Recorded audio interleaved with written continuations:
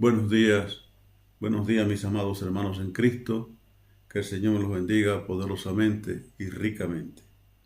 Hoy seguimos con este libro de Zacarías y estamos en el capítulo 9 de este libro. Un gran capítulo. Todo este capítulo es grande, bonito, precioso y es una pena que uno quizás no pueda abordarlo todo, pero vale la pena hacerlo, porque de verdad que es un capítulo sin ningún desperdicio, hablando de la profecía de las cosas que Dios quería o quiere todavía para su pueblo. Oremos al Señor. Dios y Padre nuestro que estás en los cielos, Señor, te damos gracias, bendecimos tu nombre, porque tú eres bueno y grande y para siempre tu misericordia. Ahora, Señor, te pedimos que tú nos ayudes en este día con este nuevo estudio que vamos a comenzar, para que tú nos dé, oh Dios mío, la palabra adecuada para nuestras vidas espirituales. Muchas gracias, buen Dios, en el nombre de Jesús. Amén. Aquí llegamos a la tercera división de este libro. Este libro comenzó hablando de los mirtos. Ustedes se recuerdan, cuando comenzó hablando de la primera visión, fueron 10 visiones que vio este hombre en una sola noche. Y se hablaba de los mirtos y de los caballos alazanes y blancos y caballos negros y en fin. Hablaba muchas cosas y también de la visión grande que sobre Josué y su sacerdocio. Y en fin, una serie de cosas que habló que Dios dio a Zacarías en esa sola noche. Pero después, los otros, aquí llegamos del 9 al 11, nos habla de la primera venida de Cristo, que fue cuando vino a crucificarse, cuando vino a morir por nosotros. Esa es la primera venida de Cristo a la tierra. Y la segunda venida de Cristo se emprende del 12 al 14, del capítulo 12 al capítulo 14, que es la segunda venida. En la primera venida había una cosa fija, que era la muerte de Cristo, la cruz de Cristo, la resurrección de Cristo, y todo aquel evento que pasó, todo lo que pasó Cristo en ese Via Crucis que pasó el Señor Jesucristo en ese día, o en esos días. Pero hay una cosa que le llama a la Biblia la entrada triunfal.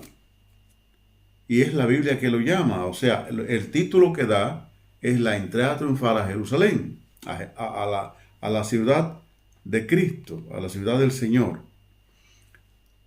Pero que mucha gente le ha llamado la entrada, no la entrada triunfal, sino la entrada triunfal será cuando Cristo venga en su reino a recoger a su iglesia, a buscar a su iglesia y a llevarla a vivir para siempre con el Señor. Esa será la entrada triunfal de verdad de Cristo a la tierra. Hubo 3 días allí que se comenzó y ahí vamos a ir hablando. Pero primero vamos a referirnos al primer versículo de este libro, de este capítulo 9, el versículo 1 y hasta el versículo 3. Nos dice así: Profecía palabra de Jehová en la tierra de Adrat y en Damasco. A Jehová deben mirar los ojos de los hombres y todas las tribus de Israel. También Hamac, que está en su frontera, y Tiro y Sidón, aunque sean muy sabias. Tiro se edificó fortaleza y amontonó plata como polvo y oro como lodo de las calles.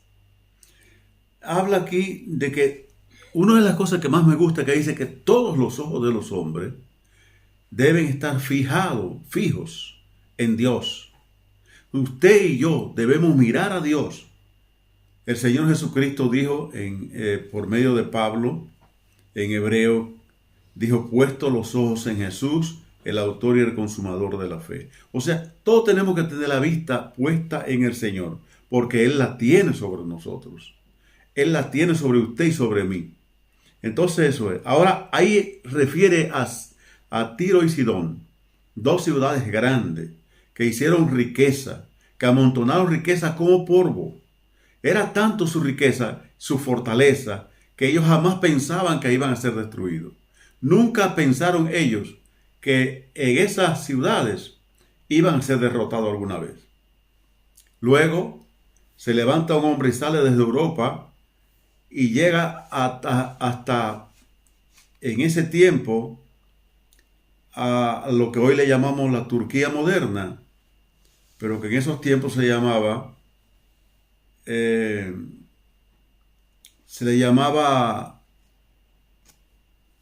de otro modo. No recuerdo, no me llega así, no lo noté aquí. Se llamaba,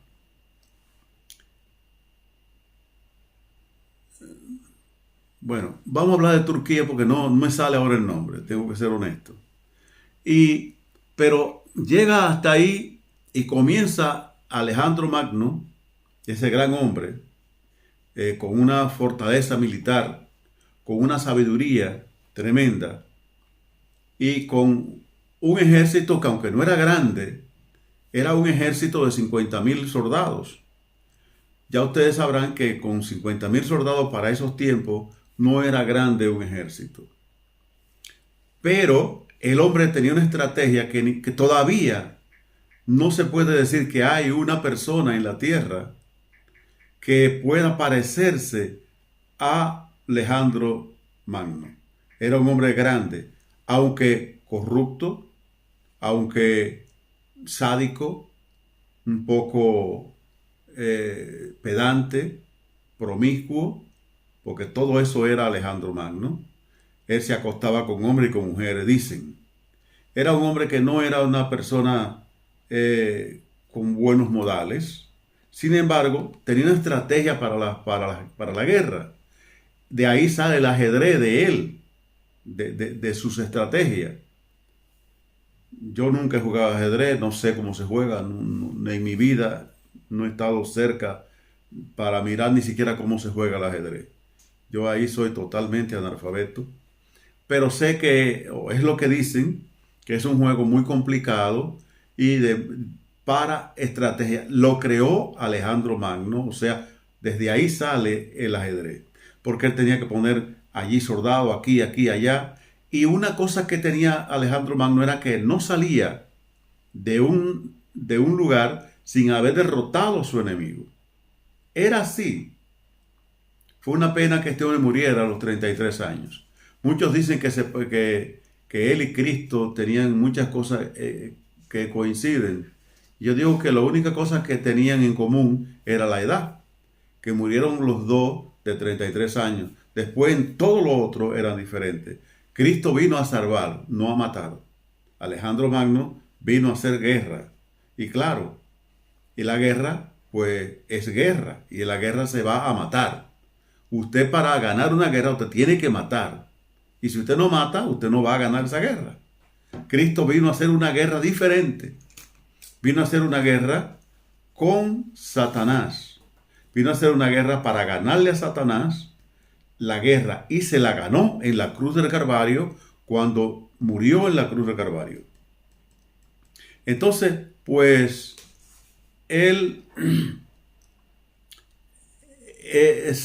Cristo ganó la guerra sin tirar un tiro, sin coger la espada. Solamente la guerra fue contra él, no en sí. Él no fue que hizo la guerra contra un hombre o una mujer. Y que Cristo no coincidía en nada, aparte de los años, con Alejandro el Magno. Cristo muere en la cruz, muere por sacrificarse por nosotros. Y Alejandro Magno tenía enfermedades, pero muere borracho en Babilonia.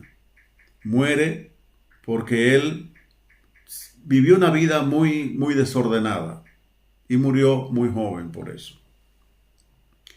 Muy bien, sigamos adelante con este gran capítulo, este capítulo 9 de este libro.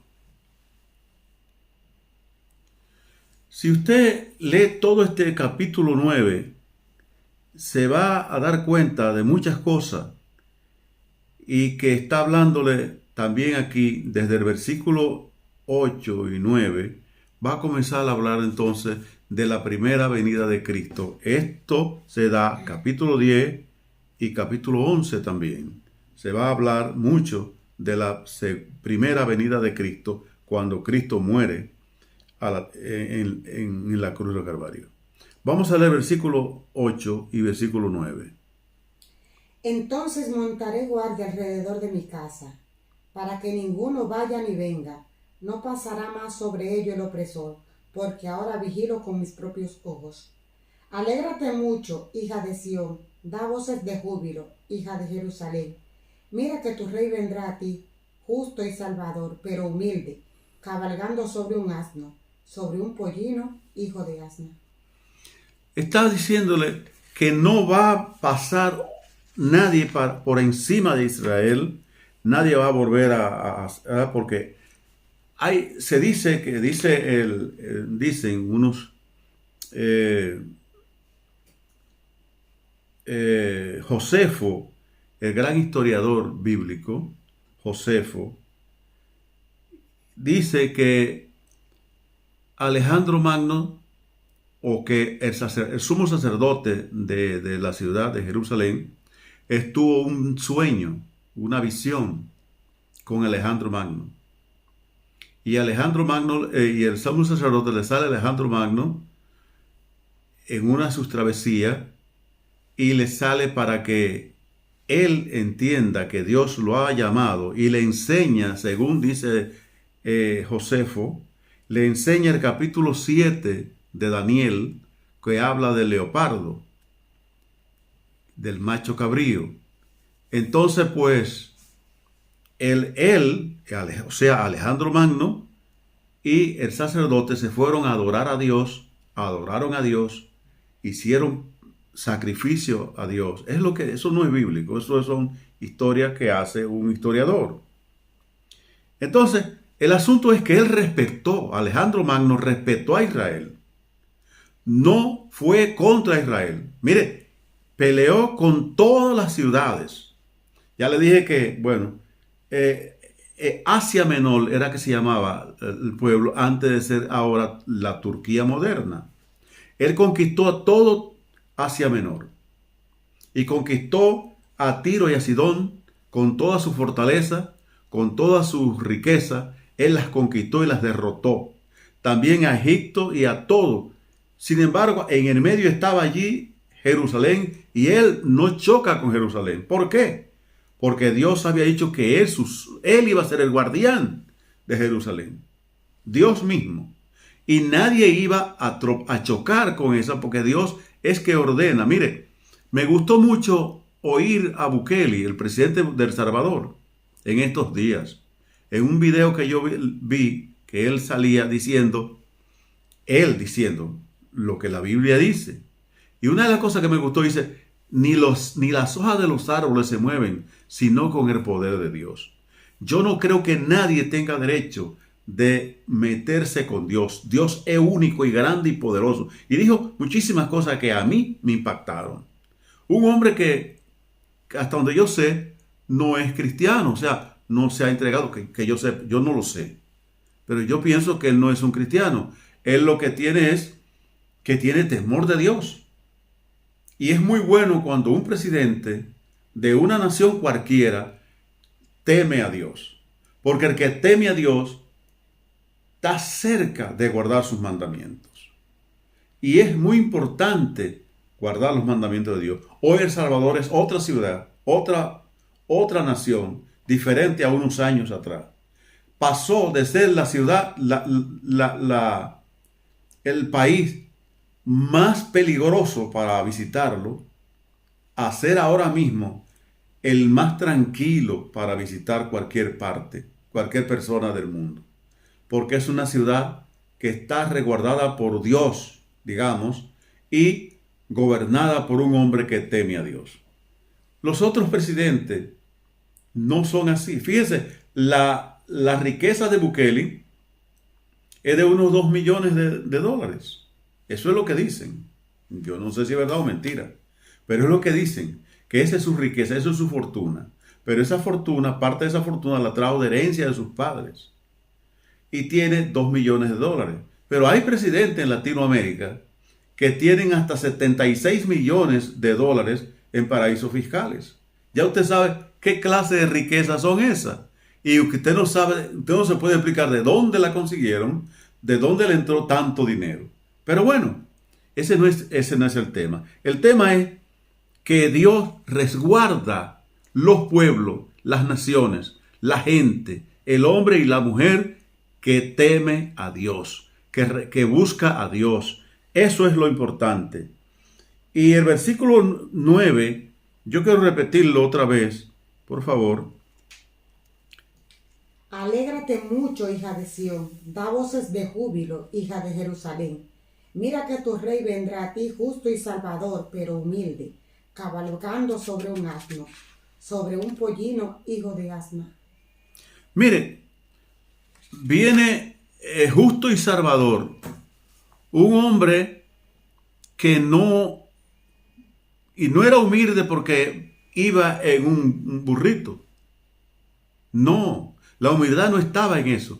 El burro para ese tiempo era el animal de transportarse. O sea, que no era por eso que él estaba siendo humilde porque iba en un burro.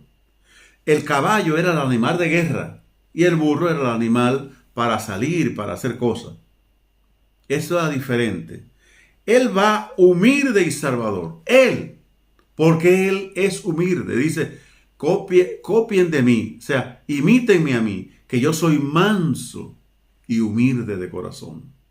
Entonces, eso quiere decir que usted como cristiano y yo tenemos que ser manso y humilde.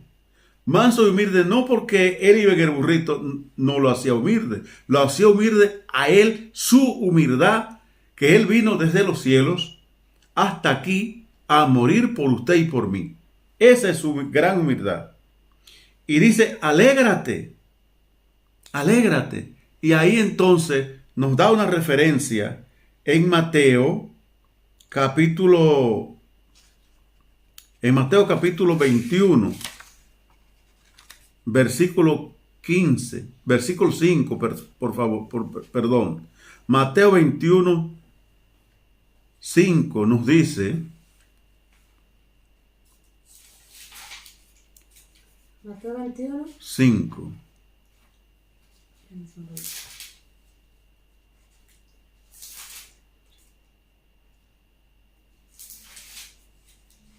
Mateo 21, 5 nos dice, decid a la hija de Sión, tu rey viene a ti, manso y sentado en un asno, sobre un pollino, hijo de animal de carga. O sea, le está hablando, o sea, allí Mateo está diciendo lo que ya Zacarías había dicho, pero dése cuenta, lo vamos a dejar así, para que ustedes entiendan que eso no es todo lo que dice el versículo 9 del capítulo 9 de Zacarías. Habla diferente. ¿Por qué? Porque hay cosas que están preservadas de lo que dijo allí Zacarías para la segunda venida de Cristo. Muy bien, o sea que usted y yo solamente tenemos que poner la mirada en aquel que es manso y humilde. Ponga su mirada en Cristo, ponga su mirada en el Señor, pongamos nuestra mirada en el Señor y el Señor nos va a hacer bien. Vamos a seguir con este capítulo 9 la semana que viene, si Dios quiere, porque es un capítulo bastante largo y que nos puede enseñar mucho a cada uno de nosotros. Dios me los bendiga, Dios me los guarde y hasta la próxima semana.